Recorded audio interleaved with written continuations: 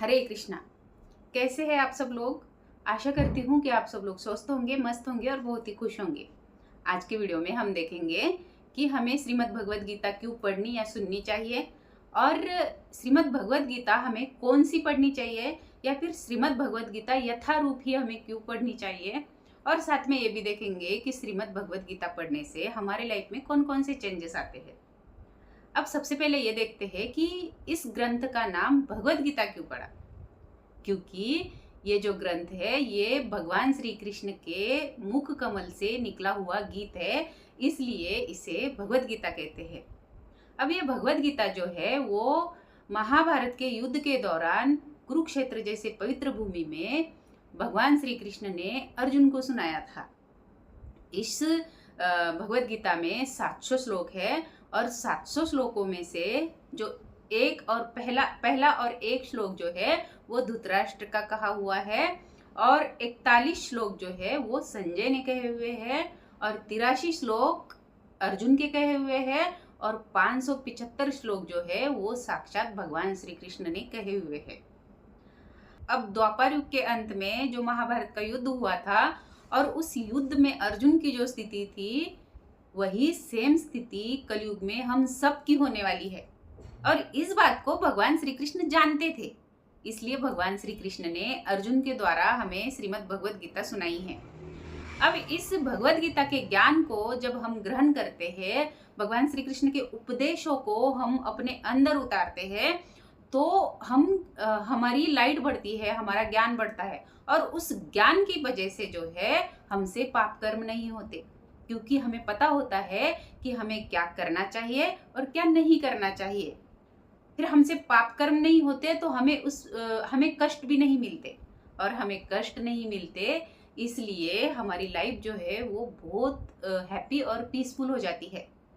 और जब हम इस ज्ञान को ग्रहण नहीं करते, हम श्रीमद् भगवद गीता को नहीं पढ़ते, तो हम अज्ञानतावश, हमें नहीं पता होता कि हमें क्या करना है क्या नहीं करना है, तो हमसे अज्ञानतावश पाप कर्म हो जाते हैं, और उन पाप कर्मों की वजह से हमें कष्ट मिलते हैं, और उन कष्टों की वजह से हम हमेशा दुखी रहते हैं, परेशान रहते हैं।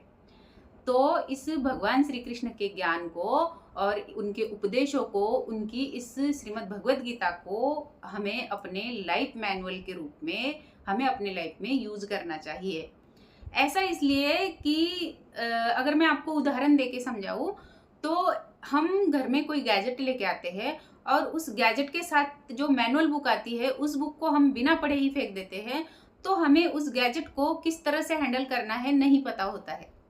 लेकिन जब हम उस बुक को अच्छे से रीड करते हैं तो हम उस गैजेट को बहुत अच्छी तरह से हैंडल कर पाते हैं, और जब हम उस गैजेट को बहुत अच्छी तरह से हैंडल कर पाते हैं तो वो गैजेट लंबे समय तक अच्छे से चलता है, यानी कि उसकी लाइफ बढ़ती है। तो इसी प्रकार जब हम श्रीमद् भगवद गीता को अपने लाइफ मैनुअल के रूप में अपने लाइफ में उतारते हैं, तो हमारी लाइफ भी बहुत ईजी और हैप्पी हो जाती है। अब हमारा अंतिम क्वेश्चन है कि हमें श्रीमद् भगवद गीता कौन सी पढ़नी चाहिए। तो मुझे बताते हुए बड़ी खुशी हो रही है कि हमें श्रील प्रभुपाद जी द्वारा लिखी हुई श्रीमद् भगवद गीता यथारूप ही पढ़नी चाहिए।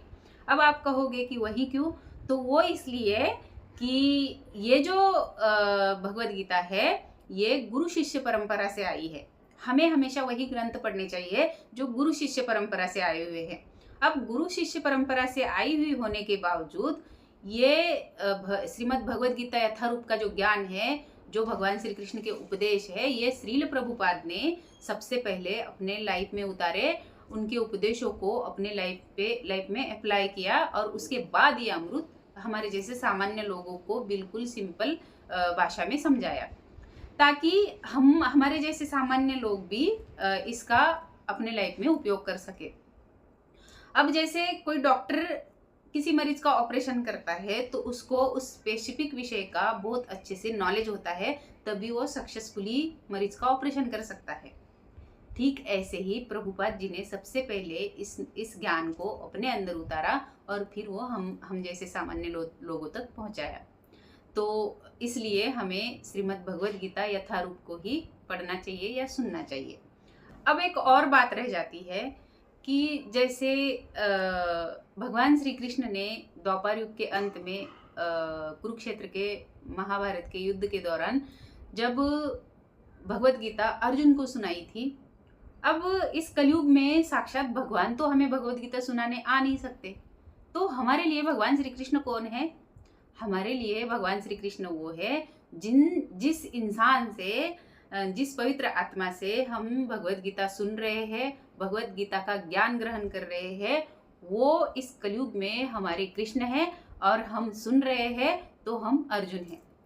तो जिससे भी हम श्रीमद् भगवत गीता सीख रहे हैं उस पवित्र आत्मा को कृष्ण के रूप में देखें और खुद को अर्जुन के रूप में देखें। अब मुझे दे दीजिएगा इजाजत। आप अपना अपना रखिएगा ख्याल और इस मदर अर्थ को दे दीजिएगा ढेर सारा प्यार। हरे कृष्णा।